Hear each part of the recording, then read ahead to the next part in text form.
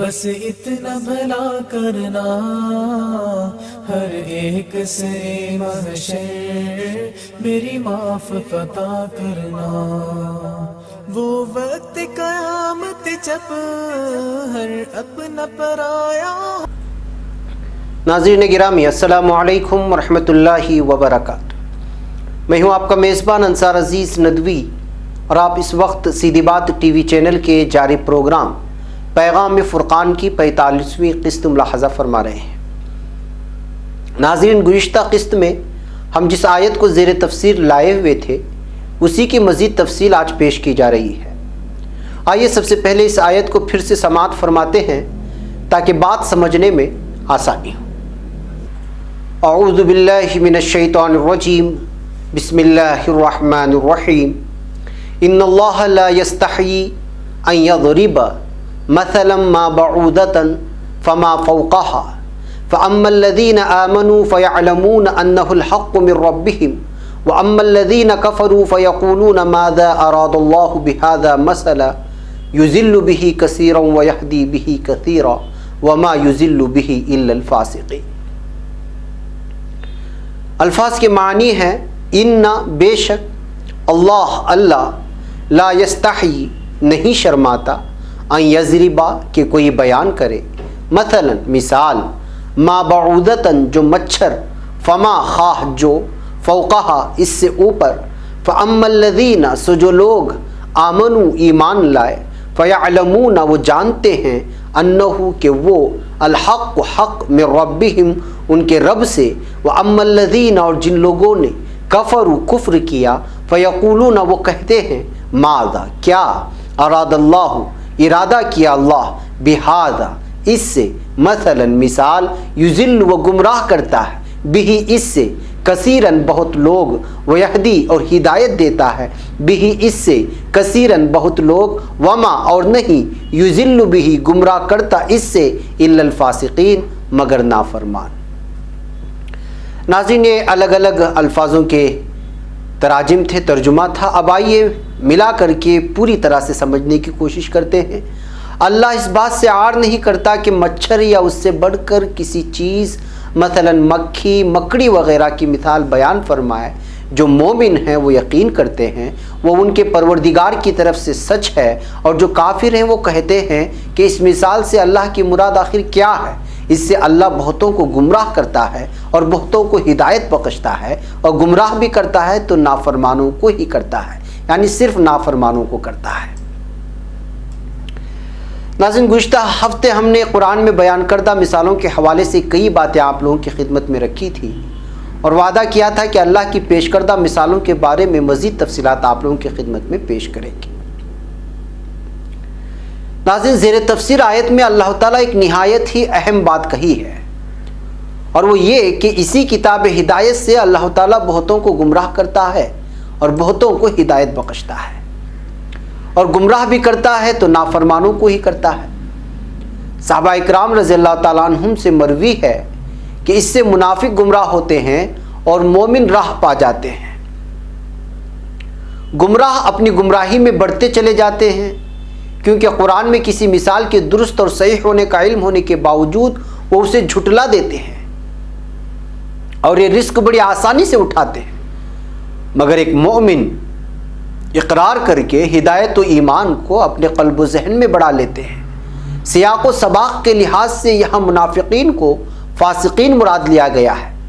بعض مفسرین نے یہ خیال بھی ظاہر فرمایا ہے کہ فاسقین کا لفظ یہاں کافرین کے لیے بھی یکساں طور پر چسپاں ہوتا ہے، جو پہچانتے تو ہیں مگر انکار کر دیتے ہیں اور گمراہی میں پڑ جاتے ہیں۔ حضرت سعد رضی اللہ تعالیٰ عنہ کہتے ہیں کہ مراد یہاں خوارج کے گروہ سے بھی ہے۔ اگر اس قول کی سند حضرت سعد ابن ابی وقاص رضی اللہ تعالیٰ عنہ تک صحیح ہو تو مطلب یہ ہوگا کہ یہ تفسیر معنوی ہے، یعنی اس سے مراد راست طور پر یہ نہیں لینی چاہیے کہ فاسقین خوارج تھے، بلکہ ایسا کہنا زیادہ صحیح ہوگا کہ یہ فرقہ بھی فاسقین میں داخل ہے، جنہوں نے نہروان میں حضرت علی رضی اللہ تعالیٰ عنہ پر چڑھائی کی تھی۔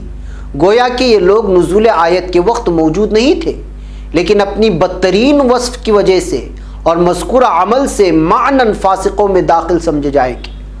انہیں خوارج اس لیے کہا گیا ہے کہ وہ امام کی اطاعت سے نکل گئے تھے اور شریعت اسلام کی پابندی سے آزاد ہو گئے تھے۔ لغت میں فاسق کہتے ہیں اطاعت اور فرمانبرداری سے نکل جانے کو۔ جب کسی پھل سے چھلکا ہٹانے کے بعد جو خوشہ نکلتا ہے اسے عرب لوگ فسقت کہتے ہیں۔ چوہے کو بھی فویسقہ کہتے ہیں کیونکہ وہ اپنے بل سے نکل کر فساد کرتا ہے اور اجناس خوردنی کو تہس نہس کر کے فوراً اپنے بل میں گھس جاتا ہے۔ صحیحین کی حدیث ہے، رسول اکرم صلی اللہ علیہ وسلم نے فرمایا 5 جانور فاسق ہیں، حرم میں بھی اور حرم سے باہر بھی، مطلب گھر کے اندر بھی اور گھر کے باہر بھی، یہ سب قتل کر دیے جائیں۔ اور وہ 5 جانور یہ ہیں: کوا، چیل، بچھو، چوہا اور کالا کتا۔ ان کی خصلتوں میں فسق کو صاف صاف دیکھا جا سکتا ہے، بس لفظ فاسق کے گروہ میں کافر شامل ہیں۔ ان کو کوا، چیل، بچھو، چوہا اور کالے کتے کی خصوصیات سے جوڑ کر دیکھا جائے تو صاف مماثلت نظر آئے گی، یعنی ہر نافرمان فاسق ہے، بلکہ کافر کا فسق اس کے کفر سے زیادہ سخت اور زیادہ خطرناک ہوتا ہے۔ اور زیر تفسیر آیت میں فاسق سے مراد کافر ہی ہے، واللہ اعلم۔ اس کی بڑی دلیل یہ بھی ہے جو بعد میں آتی ہے، جس میں ان کا وصف یہ بیان فرمایا گیا ہے کہ وہ اللہ تعالیٰ کا عہد توڑ دیتے ہیں، اس کے فرمان کو کاٹتے ہیں اور زمین میں فساد پھیلاتے ہیں۔ اور یہ سب اوصاف کفار کے ہیں اور جن کو سارے ہی لوگ دیکھ رہے تھے۔ مومنوں کے اوصاف تو اس کے برخلاف ہوتے ہیں، جسے 13ویں سورت سورہ رعد کی 19ویں آیت میں بیان کیا گیا ہے کہ افمن یعلم انما انزل الیک من ربک الحق کمن هو اعمی انما یتذکر اولو الالباب۔ یعنی بھلا یہ کس طرح ممکن ہے کہ وہ شخص جو تمہارے رب کی اس کتاب کو جو اس نے تم پر نازل کی ہے حق جانتا ہے، اور وہ شخص جو اس حقیقت کی طرف سے اندھا ہے، دونوں یکساں ہو جائیں۔ نصیحت تو دانشمند لوگ ہی قبول کیا کرتے ہیں، یعنی یہ وہی دانشمند لوگ ہیں جو اللہ کے وعدوں کو پورا کرتے ہیں اور میثاق کو نہیں توڑتے، اور اللہ تعالیٰ نے جن کاموں کو جوڑنے کا حکم دیا ہے انہیں جوڑتے ہیں اور اپنے رب سے ڈرتے رہتے ہیں اور حساب کی برائی سے کانپتے رہتے ہیں۔ تو ناظرین، یہ جو تفسیر آپ اس وقت سنے ہیں، آپ لوگوں میں سے بہت لوگوں نے یہ محسوس کیا ہوگا کہ یہ تفسیر تو گزشتہ ہفتے بھی آئی تھی۔ جی ہاں، یہ گزشتہ ہفتے بھی تفسیر آئی تھی۔ دراصل گزشتہ ہفتے ہم لوگوں نے اگلی آیت کی بھی کچھ تفسیر پچھلی آیت کے ساتھ جوڑ کر کے بیان کر دیا تھا، جس کی وجہ سے ہمیں اب آیت کو الگ الگ کر کے تفسیر دوبارہ آپ لوگوں کے پیش کرنی پڑی، تاکہ ہمارا جو ترتیب ہے، ہماری جو ترتیب ہے وہ ترتیب صحیح بنے رہے اور آپ تک ہم الگ الگ آیتوں کی اسی کے مطابق تفسیر پیش کر سکیں۔ بہرکیف جو وہاں بھول ہوئی ہے اس سے کوئی بڑا مسئلہ تو پیدا نہیں ہوگا، لیکن چونکہ ایک ترتیب ہے، ترتیب کے ساتھ جائیں گے تو یہ چونکہ تاریخ میں ثبت ہو جاتی ہیں اور ایک لائف ٹائم کے لیے چلتی رہتی ہے، تو اس میں کوئی غلطیاں اور بھول نہیں ہوگی۔ اس لیے اگلی جو آیت میں اس وقت پڑھ رہا ہوں اس کی بھی تفسیر گزشتہ ہفتے آنے کی وجہ سے مجھے اس وقت دونوں آیتوں کو الگ الگ کر کے یہ چیزیں آپ لوگوں کے سامنے پیش کرنی پڑ رہی ہے۔ بہرکیف ناظرین، اگلی آیت کی جانب بڑھتے ہیں۔ اعوذ باللہ من الشیطان الرجیم، بسم اللہ الرحمن الرحیم۔ الذین ینقضون عہد اللہ من بعد میثاقہ ویقطعون ما امر اللہ بہ ان یوصل ویفسدون فی الارض اولئک هم الخاسرون۔ اس آیت کے الگ الگ الفاظ کے معنی: الذین، جو لوگ، ینقضون، توڑتے ہیں، عہد اللہ، اللہ کا وعدہ، من بعد، سے بعد، میثاقہ، پختہ اقرار، ویقطعون، اور کاٹتے ہیں، ما امر، جس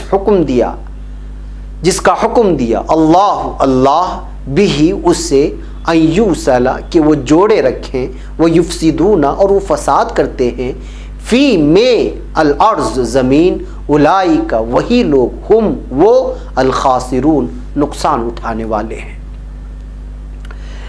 اس کا مکمل ترجمہ ہے: جو لوگ اللہ کے اقرار کو مضبوط کرنے کے بعد توڑ دیتے ہیں اور جس چیز یعنی رشتے قرابت کے جوڑے رکھنے کا اللہ نے حکم دیا ہے اس کو قطع کیے ڈالتے ہیں اور زمین میں خرابی کرتے ہیں یعنی تباہی مچاتے ہیں، یہی لوگ نقصان اٹھانے والے ہیں۔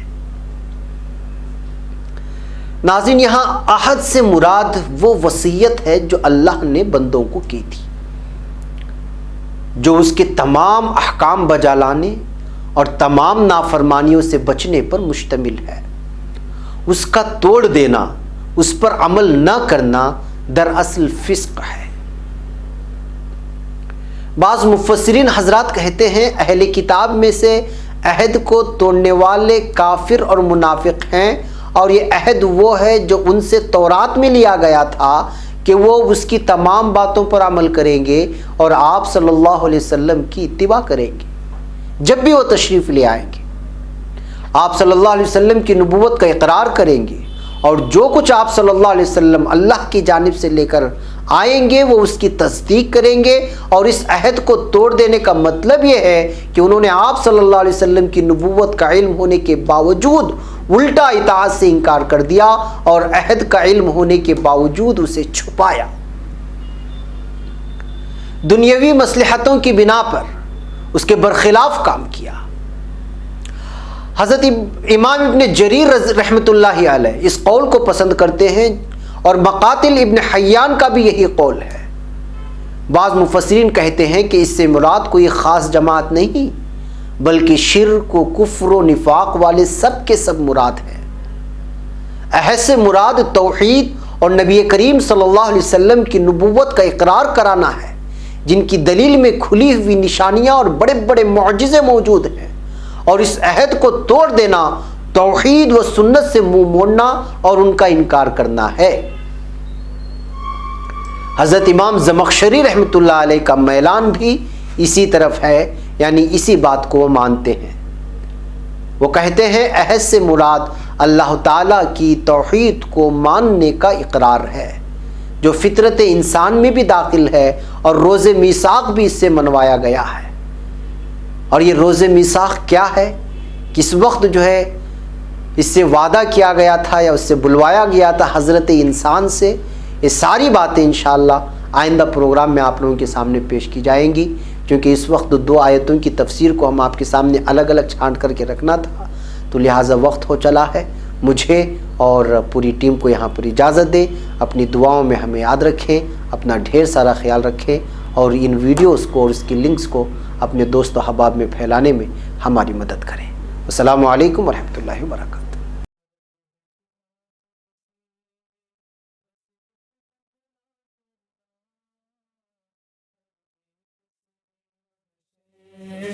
میری معاف عطا کرنا، وہ وقت قیامت جب ہر اپنا پرایا ہو